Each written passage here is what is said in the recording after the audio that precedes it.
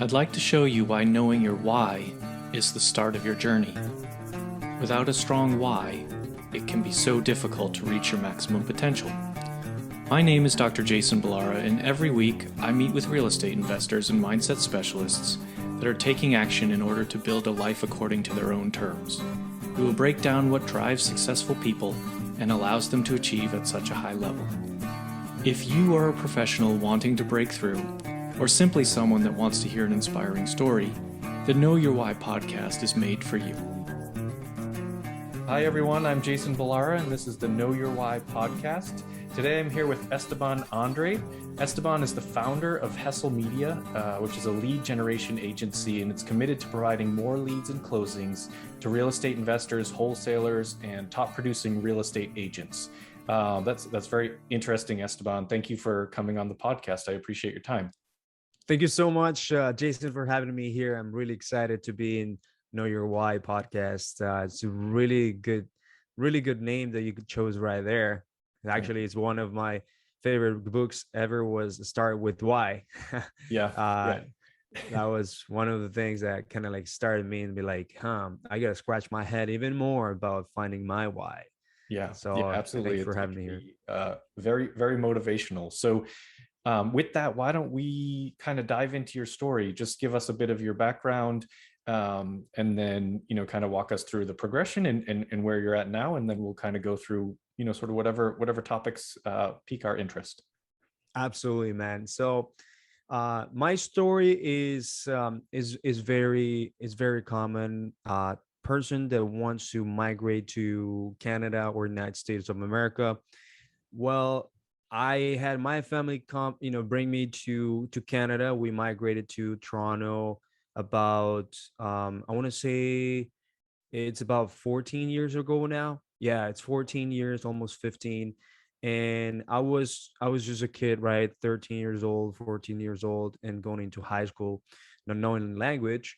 Um, and I ended up kind of like living this drastic change of knowing the North American dream, right? Like this North American culture, this North American kind of lifestyle, that it was quite different than South America, because I was born in Colombia, in Bogota, Colombia. And I ended up living in Toronto, the Grand Toronto area, for about 5 years. Went to school in Ottawa, Ontario. My parents actually left to to Colombia, go back to Colombia. They had to take care of family.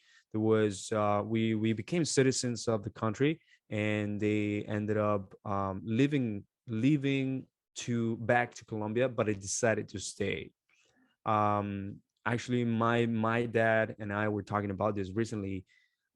He left me 16 years old, living by myself in one country that is still unknown for me, where English is not my first language.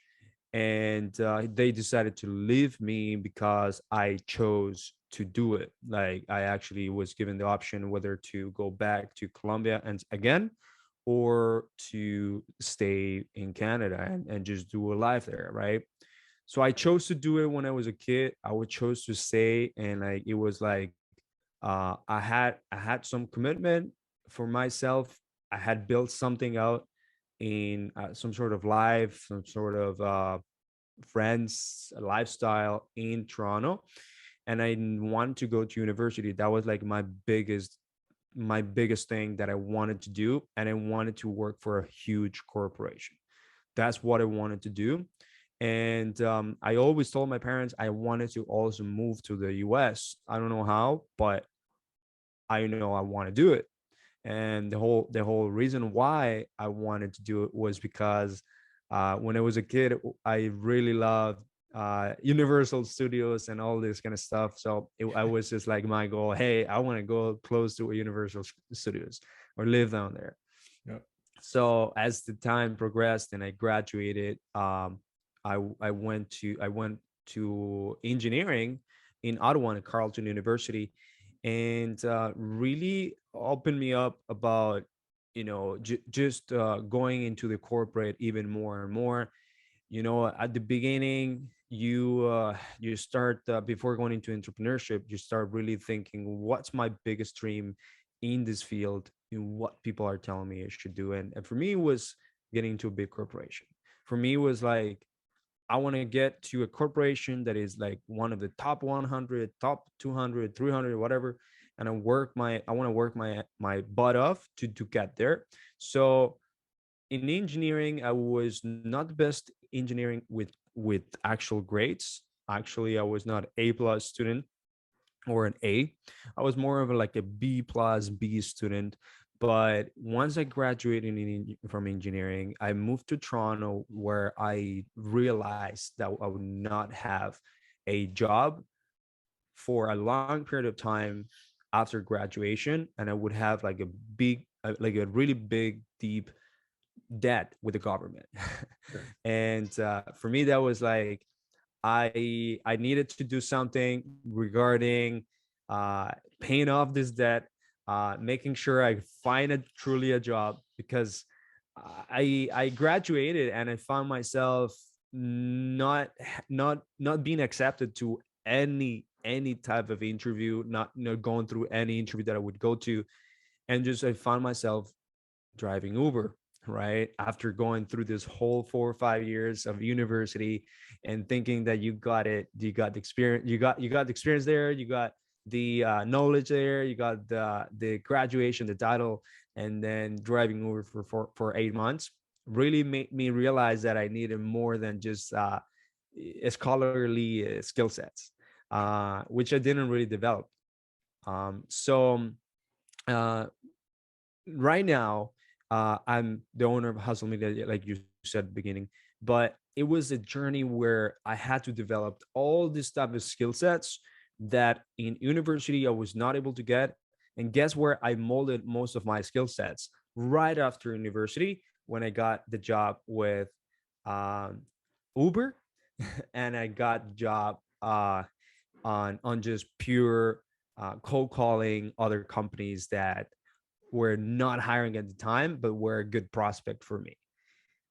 So when I got back to Toronto from Ottawa, I I of course I was living on my cousin's little room, and I was driving Uber.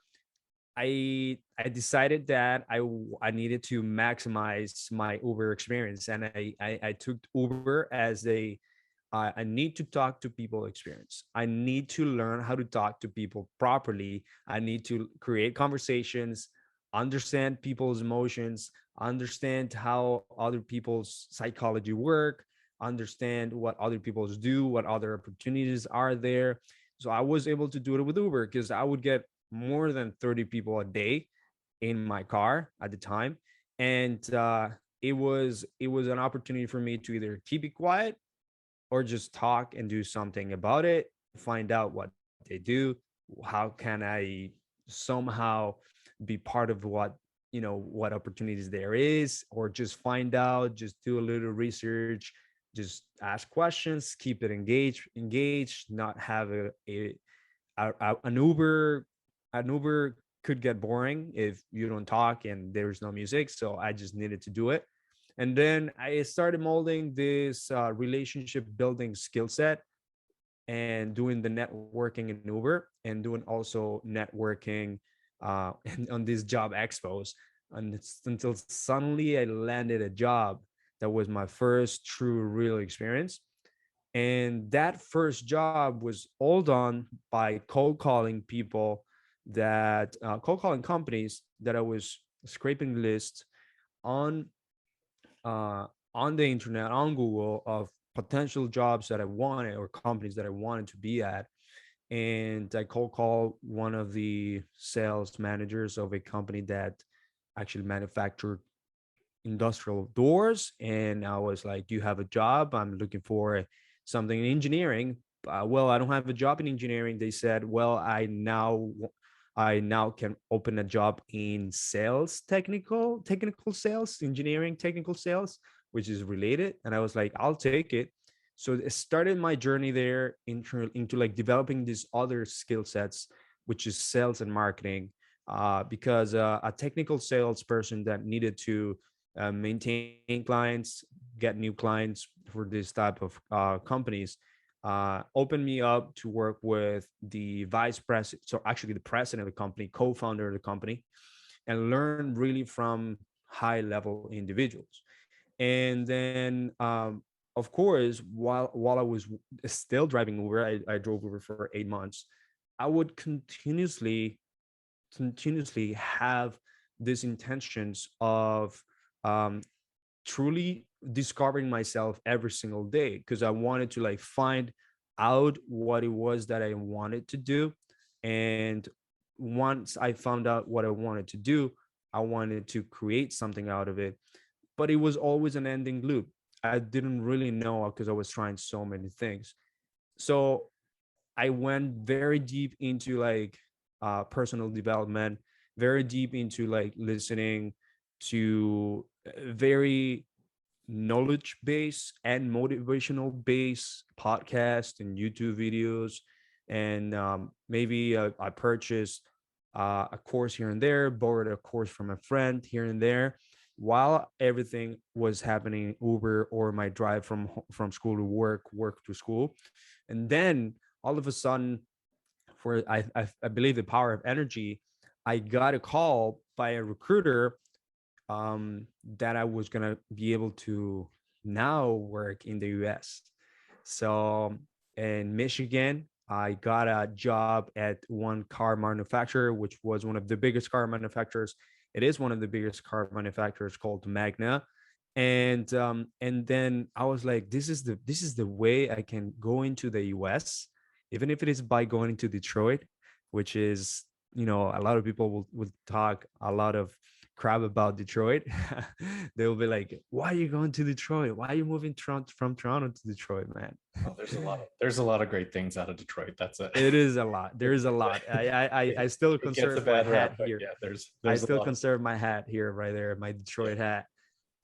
And it took that as an opportunity. I'm going to the US now. So once I went into the US, I completed this small goal, like just the tip of the iceberg right there.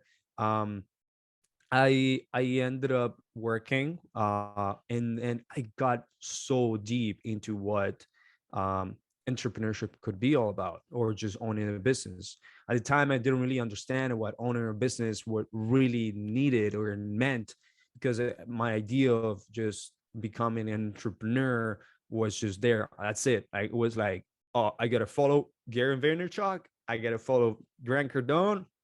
I'm reading all these books about entrepreneurship. Entrepreneurship word is so cool. I want to do something about it, right? But never really had the idea of like owning a business.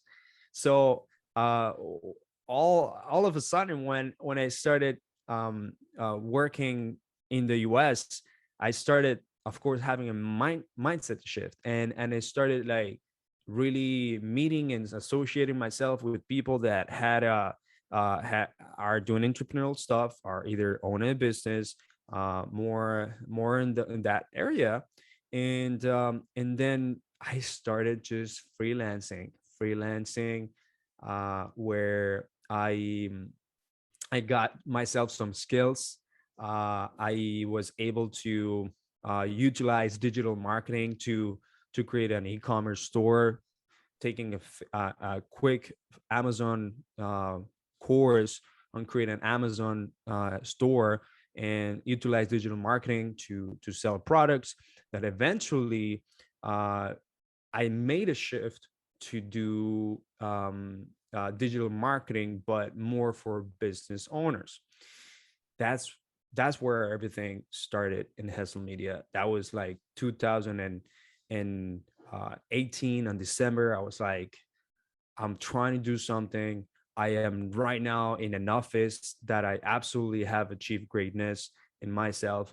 Now I'm actually jumping from a big corporation to a bigger corporation, which is Chrysler. I'm not sure if you know Chrysler, but yes, Chrysler is Fiat Chrysler, and now I'm working for them, and I'm working as a design and release engineer for the pickup trucks. And but I still was not satisfied with what I could do. And that's when I started hustling. And when the hustle created and fused with digital marketing, it was like hustle media right there. That's the name of my business, my company right now. And if we fast forward, hustle media right now has about uh, eight eight or nine employees. Two of them are actually contractors, but we have about 8 or 9 employees, something like that. We just hired someone, and we are, we're hitting record months this month. So we're absolutely proud of who we have become, and now we are a team. We're an actual business that fulfills for real estate investors. So that's my story in a very short kind of term. But yeah, thank Yeah, you, Jason. no, let's there's a lot there that I think is actually really cool to talk about. I mean, first off, you were left there in Toronto at 16.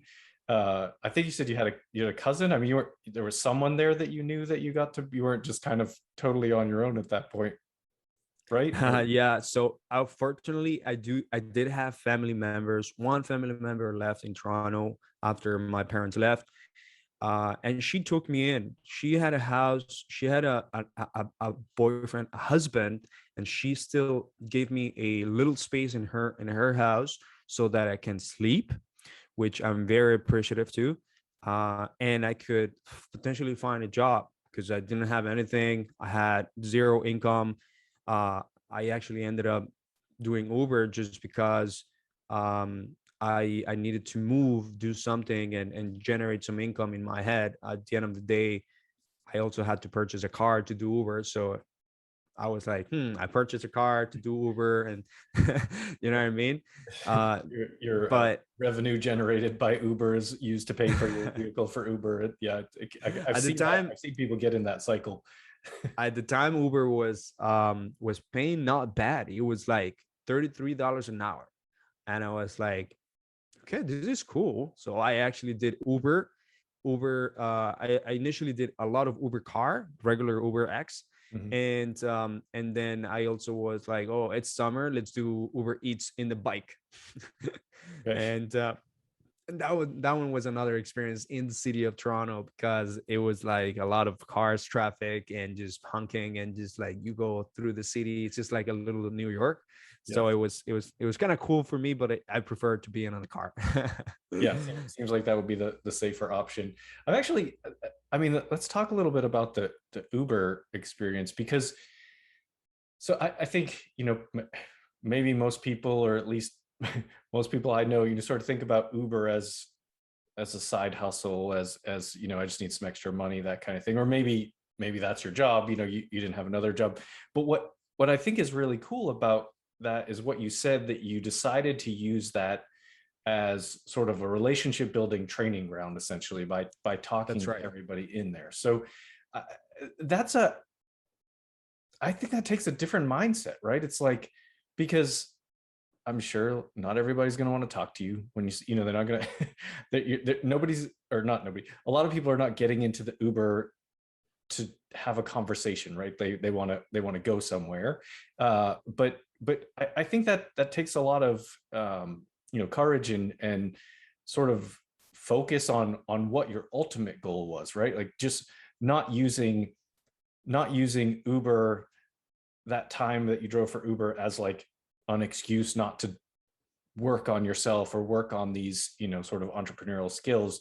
You just incorporated it in there. So that's actually really a really cool thing, and a really good I think example for people to look at that and say, hey, you can either sort of, Uber's your example, but you can sort of get caught in that, things aren't working out for me, I'm just going to go through the motions and do this. Or you can just use every experience that you have as a way to better yourself, and find a way to make it more than just a paycheck, right? So I think 100%. that's fantastic. So kudos to you for that. I think that's Yeah. that's really cool. And I think, would you say that doing that helped you? I mean, if you've got a digital marketing company now, obviously that's a lot about relationship building and interactions and things like that. So I would you say that that helped you in that regard? Yeah. So let me tell you, and when I was driving Uber, I maintain a 4.87 stars, and I wanted to maintain that. I was like, I cannot drop below that. I cannot have a 4 star or something like that. But I really wanted to focus on developing my skills, and I always knew that I had to learn something new every single time that a new situation come up. So as I've given you as examples, is you're going to find many different type of people, any type of business, any type of location, city, niche, industry, whatever it is. And in Uber, even more, because you're gonna pick up people that are doctors, hedge fund owners. You're gonna pick up people that are, you know, always in the phone doing forex, doing marketing, or just regular workers in the city, bankers, whatever that is. You're also gonna pick up people that are, having their regular job. Sometimes I would pick up strippers at night, and I was like, oh my god, you know what I mean, and things like that, or things that are uncommon. But you will find different personalities that when you're doing a business, you will also find different type of personality. So one clear example was, I remember that I was following Waze. I was following Waze, which is the app, which is like Google Maps, and it was giving me a direction. All right, there was 3 people in the car. Two of them, one of them was really chatty, really good. The other person was okay, too chatty. And there was another woman that was more busy on the phone, but also had another type of attitude. And I could have already perceived it because I tried to start a conversation with her too. And then while I was actually just following Waze, I was given a direction to take a highway, because Waze actually can calculate whether there is a, a specific traffic stop or accident or whatever that is, right? And I was following Waze, and I knew that there was different routes to get to that destination. So at the end of the day, when we took that route, the woman just started exploding. It was like, what the hell is going on? She's telling, no, why are you going this way? This is not the way. This is always the way. That is the right way that you should be going. Now we're gonna be late for this, and just started exploding. In my head, I was like, okay, I have to deal with a situation that I would deal with anything in honestly in life. Whenever you're facing your client success or client related customer service, right? For me, it was client success.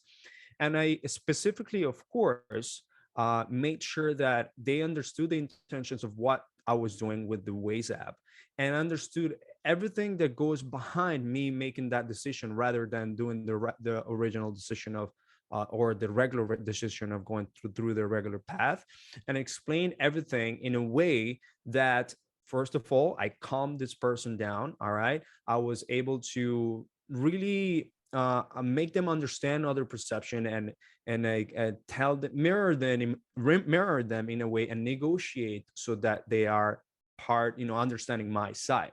At the end of the trip, I ended up helping her actually pick up the bags and everything, and she ended up actually telling me thank you and everything.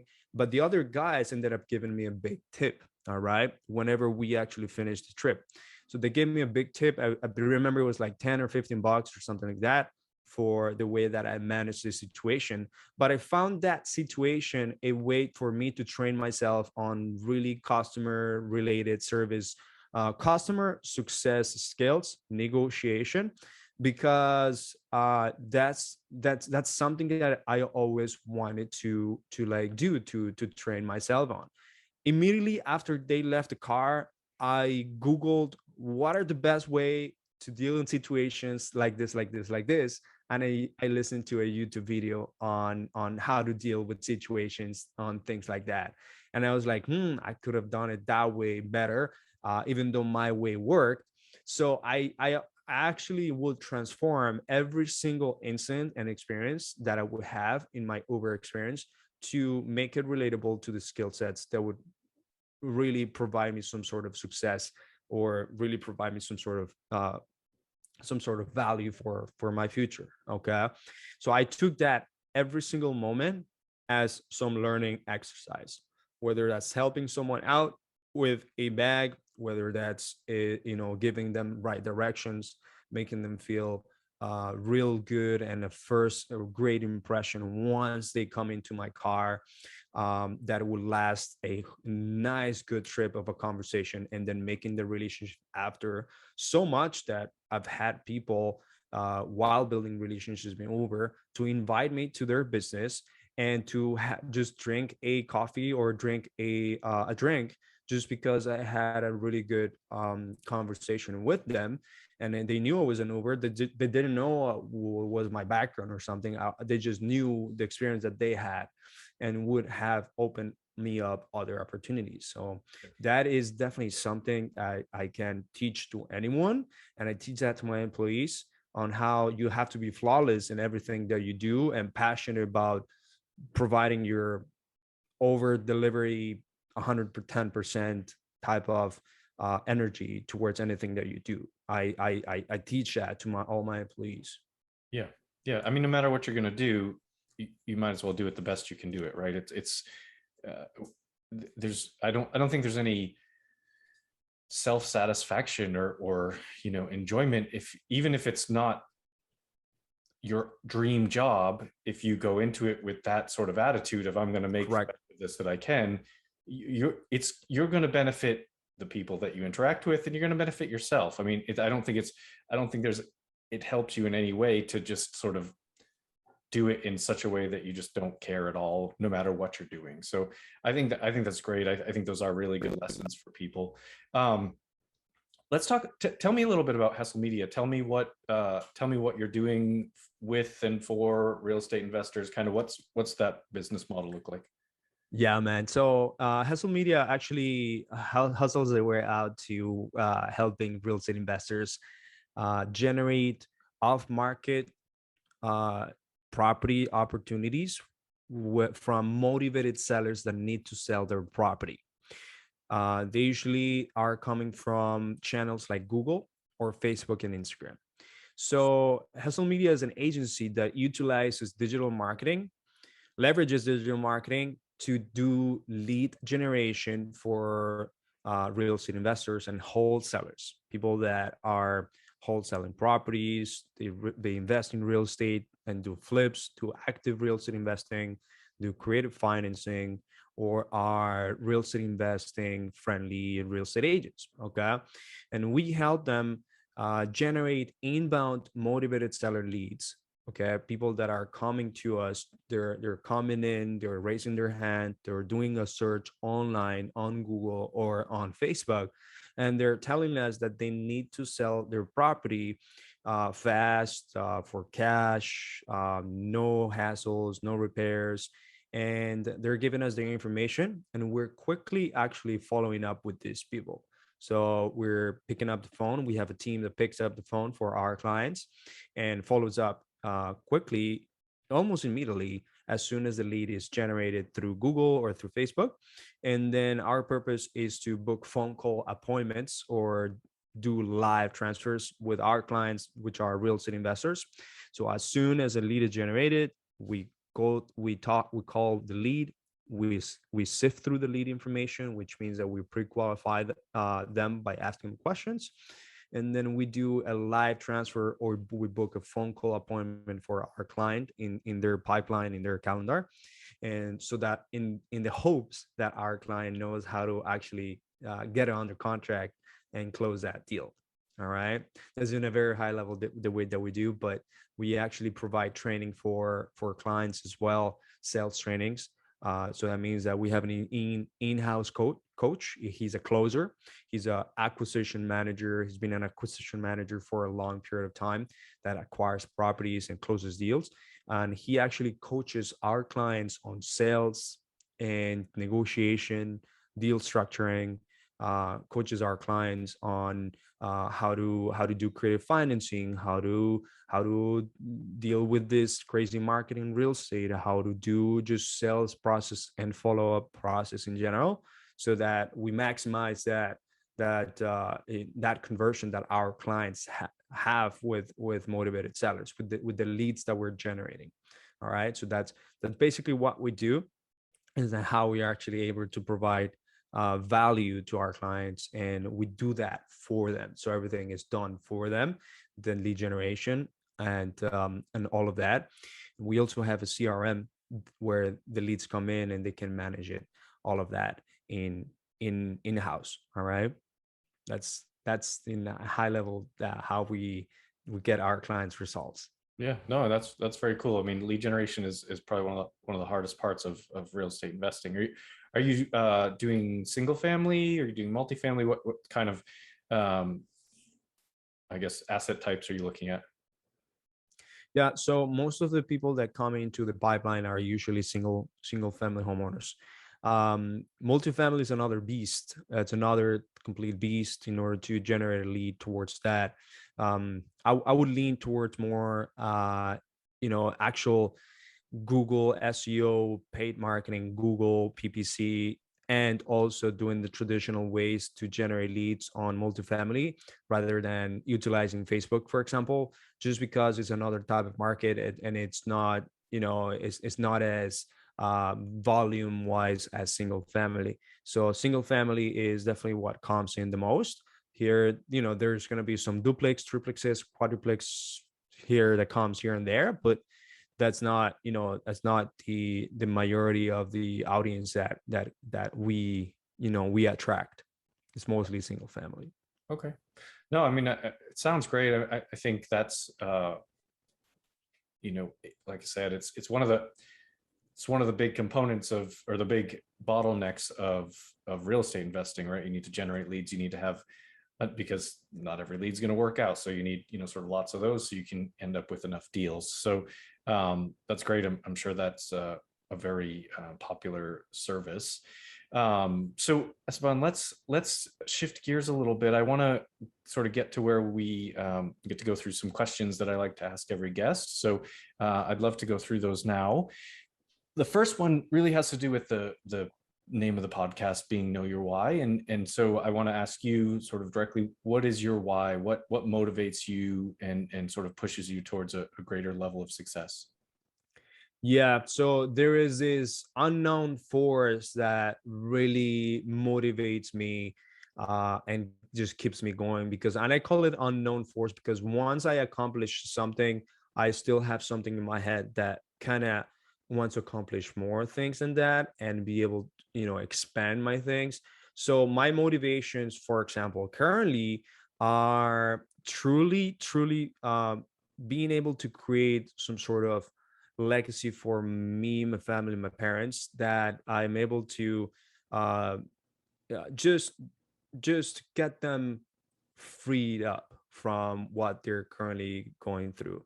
So my parents have worked my whole life. For example, they have worked their whole life for us to make sure that we are successful, we go to school and everything.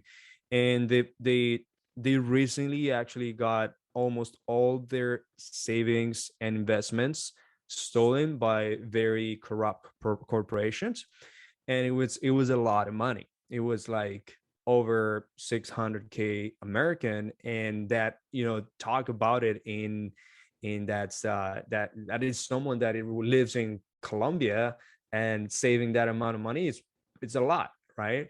It's over that, and I want to make sure that they are able to retire very, very soon. Okay, where they can, if they choose to retire and help me, that's fine with me. They've told me if they retire and they help me and build my real estate investing empire and join the family business, that's fine with me. But I want to be able to do that, to provide that type of freedom, because I have learned to realize that I want to do it with them, with the people that really started with me from the very beginning, And I know they will end with me until the very end in the worst parts of my business or my life. So I want to be able to free up those people, all right, to help me once I am, of course, freed up financially and time wise, which is going to be very soon. I want to be able to free up all these other people, and then I'll completely feel freed up. So that motivates me a lot. But also it motivates me that I am inspiring others in the actual action of going towards that path, because I will have always been that person that um I try to care for, for people, and when I care and I make an impact, just completely fulfills me. Examples would be, for example, I helped a cousin out that get outside of partying too hard and getting into horrible drug poison, right? And I helped him get out of that. I helped him get a good job. I helped him pass the interview. I helped him completely remove that lifestyle. And for me, that was a big accomplishment because I inspire him to do that, right? I get inspired when when I actually help a person, for example, land a deal. So I get motivated by these type of things that I inspire people to do. And so eventually I want to be able to somehow create some sort of path also towards that little motive that I have. So I want to be able to inspire as many people as possible. All right, that's one of my thing, and I think that completely connects to the legacy that I want to create as well. So my why is really that unknown thing that I know it's always going to be behind these little motivations that are coming in here, but I know it's just great. It's just something greater than what I can think of right now. That's my thing. That's I'm just really a curious monkey. Yeah. What can happen after? You know what I Well, mean? I mean, creating financial freedom for your parents is a pretty great motivator, I think. So that's awesome. Um, yeah, that's great. The second question for you is, tell us something about yourself that maybe isn't common knowledge, special skill, a hobby, something that maybe not everybody knows about you. The me. Oh, so I want to say that I consider myself someone that is great at mixed martial arts and fighting. Okay. And a lot of people don't know that. But I when I was in high school, I took several underground classes of mixed martial arts. Those underground kind of like fight clubs that I used to go there and train and get beat up a little bit and just go back to the to the ropes and things like that. uh just do a lot of sparring and I did that throughout the end of my high school career and university. So I ended up learning a lot of Brazilian jiu-jitsu and really really loving UFC a lot. But of course I haven't done it in a while, but I used to fight underground, and I used to actually have these competitive fights that I would attend to. For example, whenever I would go back to my country, they will have that a lot, and they will just like pay. I'll let's pay $10 to get in there, and let's just have a a big bet on who is going to win, and then I will participate in that. So that's something that a lot of people don't know. That's cool. Yeah, I don't Yeah. haven't had that answer before, so that's very interesting. That's cool. We'll put it in the show notes. How would you like, people hear this? How would you like people to reach out to you if they want to kind of get to know you a little bit better? Yeah, absolutely. So if people want to reach out to me, of course, you can go to Instagram, Estenick, so ESTENICK. You can follow me on Instagram. You can also go to Facebook and find our free Facebook group called REI Marketing and Conversion Mastery. That's where I put content. I actually am launching also a podcast. It's called Online Hustlers. And the episode is going to be called REI Marketing and Conversion. All right, so it's everything real estate investing related, marketing, conversion, sales, all of that we cover with diamond type of players. I call it like that because they've been able to accomplish really great things in real estate investing and earn millions of dollars on the progress. So you can find me in Facebook on that, and you can also go to our website at hesselmedia.com. Okay, great. And we'll get that stuff in the show notes too, so it's there. Final question, Esteban. What is a piece of advice that you would give to, you're still pretty young, but someone younger than you, sort of starting out, just trying to make it, trying to hustle and achieve what you've achieved in some way? What would you tell them? You know what? I have seen 16 years old being super hungry and super beast at little things I would never have imagined I had that age. And everything that I've seen from them is one thing that is very common. They had some desire about accomplishing something real bad. Okay. And they would be super resilient in doing so. And that is a characteristic that no matter what age will get you do many 100 different little steps faster than anyone and faster than you would think. So what you have to do is you have to really start out and do it. All right. Be able to invest real fast. Okay. And be able to fail real fast with consistency. Okay. That is one of the biggest things that I've seen of 16 years old and 17 years old that are entrepreneurs that I also have coached, and they're doing pretty well. And they are, they're doing pretty well for their age. Imagine a 16-year-old earning 10K a month. That's pretty sweet, right? Like, where do you usually see that? So that's something that these people have in common. So I would 100 highly suggest that to 16-year-old Esteban and 16-year-old you, or 17 years old. Yeah. And I think that's the thing that sort of I feel is I don't know, I'm passionate about it in the sense that if people start their journey at a young age, it's probably easier to hustle when you're younger. You have more time ahead of you. So yeah, if you have some setbacks, whatever, there's plenty more time, and you can really be very accomplished early on, and then kind of just ride that wave for the rest of your life. It's 100%. In hindsight, it's a very motivating factor. So good for you for getting started at such a young age. That's awesome. Thank you. Watch this, Jason. Sorry, but so a lot of people that are married, have kids, have family that they have to take care of, dependents and things like that, they probably have it harder than any of you that don't have kids, are still single, or just a girlfriend, and that's it. They don't have any dependents and things like that. These people usually have it harder because they have way more responsibilities and a set schedule they have to, and they have to feed people. And those people still make it happen. Older people make it happen.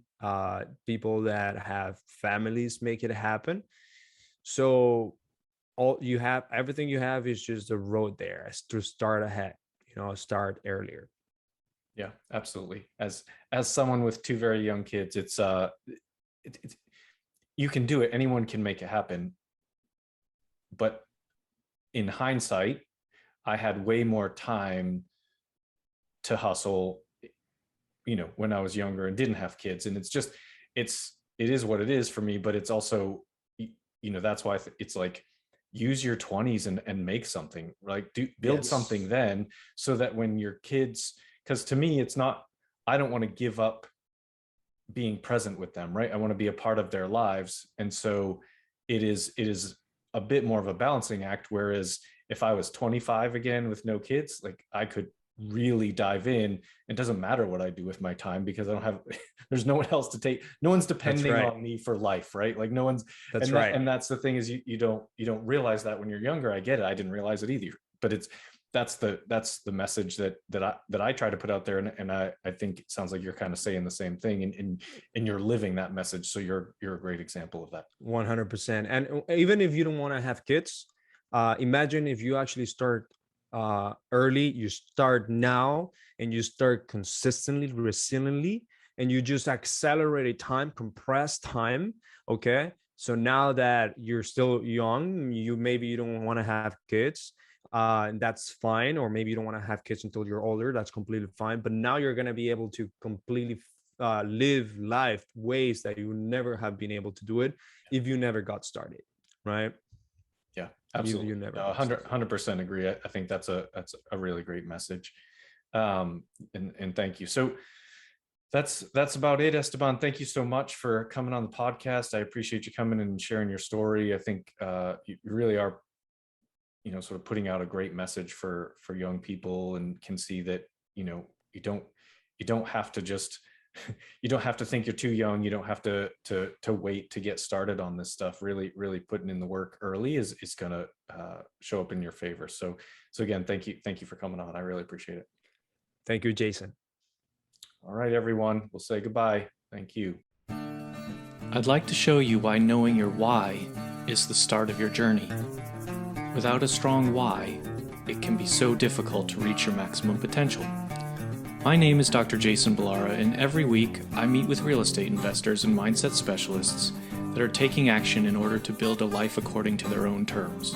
We will break down what drives successful people and allows them to achieve at such a high level. If you are a professional wanting to break through, or simply someone that wants to hear an inspiring story, the Know Your Why podcast is made for you.